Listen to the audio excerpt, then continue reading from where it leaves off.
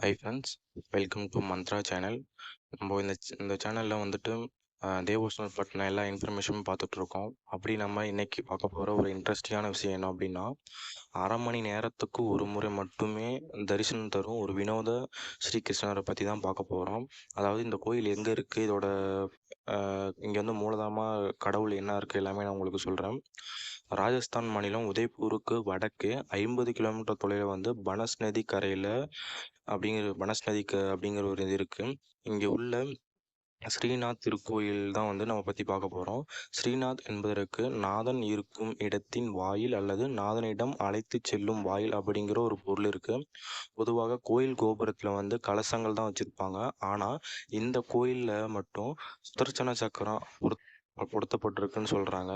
இந்த சுதர்சன சக்கரத்துக்கு வந்து மணிக்கு ஒரு முறை வந்து அது மேலே வந்து வாசன திரவியத்தை வந்துட்டு ஊற்றி அதை வந்து துடைக்கிறாங்க அப்படின்னு சொல்லிட்டு ஒரு ஐதீகம் இருக்குது.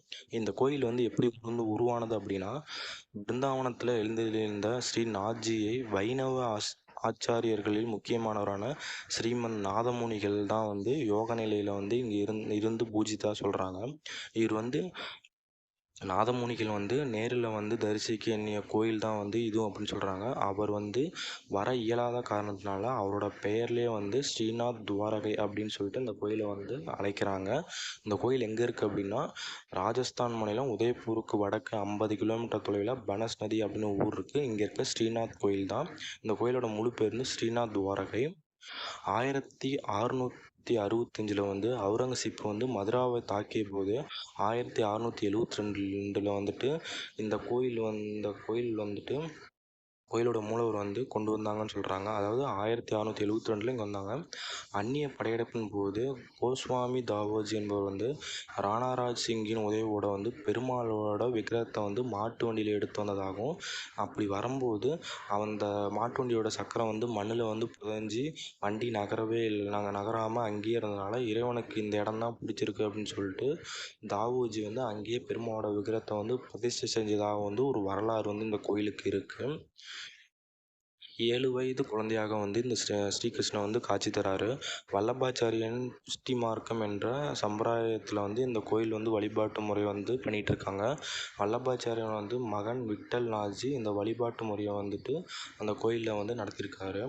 கோவர்த்தன மலையை தூக்க வந்து இடது கையை வந்து தூக்கியதால் விக்கிரகம் வந்து அதே மாதிரியே வந்து அங்கே சிலை வந்து வச்சுருக்காங்க. இடது கையில் கோவர்த்தனகிரியை சுமந்தபடியும் வலது கையை வந்து இடுப்பில் வச்சபடியும் வந்து தரிசனம் தராரு நம்ம நாத்ஜி அதாவது ஸ்ரீநாத்ஜி. அந்த கோயிலோட மூலவர் பேர் வந்து ஸ்ரீநாத்ஜி. கருப்பு சலவை கல் வந்து வடிக்கப்பட்ட விக்கிரகமாக வந்து இந்த விக்கிரகம் வந்து இருக்குது. இந்த விக்கிரகத்தில் வந்து 2 பசுக்கள், 2 மயில்கள், பாம்பு மற்றும் கிளி எல்லாமே வந்து சேர்த்து அதில் வந்து செதுக்கியிருக்காங்க. இங்கே வந்து எங்கேயுமே காணாத அளவில் குழந்தை கண்ணனாகவே வந்து இங்கே வந்து பெருமாளை வந்துட்டு வணங்கலாம். குழந்தையால் நீண்ட நேரம் நிற்க முடியாது என்பதால் ஒவ்வொரு முறையும் 30 நிமிடங்களுக்கு மட்டுமே வந்து தரிசனம் வந்து இங்கே வந்து தர மாதிரி வந்துட்டு இங்கே வந்து வடிவமைச்சிருக்காங்க. அதாவது குருவாயூரில் இருக்கிற கண்ணன் மாதிரியே வந்துட்டு இங்கேயும் இருக்கார். ஆனால் வந்துட்டு குழந்தை கண்ணால் நிற்க முடியாதுன்னு சொல்லிட்டு 30 நிமிடத்துக்கு ஒரு முறை மட்டும்தான் வந்து அங்கே வந்து நம்ம வந்து அந்த கடவுளை பார்க்க முடியும். அரை மணி நேரம் வெயிட் பண்ணி தான் வந்து தரிசனம் பண்ண முடியும். அப்படி ஒரு புகழ்பெற்ற கோயில் வந்து இது. காலையிலேருந்து இரவு வரை வந்து கிருஷ்ணர் விக்கிரகம் வந்து பலவாறு அலங்கரிக்கப்படுது. ஆரத்தி இங்கே மிகவும் விசேஷமாக வந்து காட்டப்படுறாங்க. இங்கு தரப்படும் பிரசாதங்கள் வந்து மிகவும் பெரிதாக உள்ளன. விலையும் அதிகம்தான். ஸ்ரீ நாத்ஜிக்கு அணிவிக்கப்படும் ஆடைகள், தைக்கும் இடம், இந்த கோயிலுக்கான கடவுளுக்கு தேவையான எல்லா இதையுமே வந்து அங்கேயே தயாரிக்கிறாங்க. துணி முதற்கொண்டு எல்லாமே அங்கேயே பண்ணுறாங்க. இதோட முக்கியமான அம்சம் என்ன அப்படின்னா, மிக மிக அழகான சுதர்சன சக்கரம் வந்து கோபுரத்தோட உச்சியில் வந்து பொருத்தப்பட்டிருக்காங்க. எல்லா கோயிலையுமே வந்து கலசம் தான் இருக்கும். ஆனால் இந்த கோயில் வந்து சுதர்சன சக்கரம் இருக்குது. அதற்கு அரை மணி நேரத்துக்கு வந்து ஒரு முறை வந்து வாசன திரவத்தை வந்து கொண்டு பஞ்சால் துடைத்து விடுகிறார்கள். ஏன் அப்படின்னா, சுதர்சன சக்கரம் வந்து உஷ்ணம் ஆகி அது ஹீட் ஆகுறதுனால அதை வந்து குறைக்கிறதுக்காக அரை மணி நேரத்துக்கு ஒரு முறை வந்துட்டு இவங்க சுத்தம் பண்ணுறாங்க. அதே மாதிரி அந்த அரை மணி நேரத்துக்கு ஒரு முறை தான் வந்து இந்த கிருஷ்ணர் கிருஷ்ணர் வந்து நமக்கு வந்து அருள்பாலிப்பவர். அந்த அரை அரை மணி நேரத்துக்கு ஒரு தடவை வந்துட்டு அவங்க வந்து உடைகளை வந்து மாற்றி அபிஷேகம் பண்ணி பூஜையும் பண்ணுறாங்க. இப்படி ஒரு சிறப்பான கோயில் வந்து ஸ்ரீநாத்ஜி துவாரகை அப்படின்னு சொல்கிறாங்க. அந்த கோயிலோட மூலவரோட பேர்.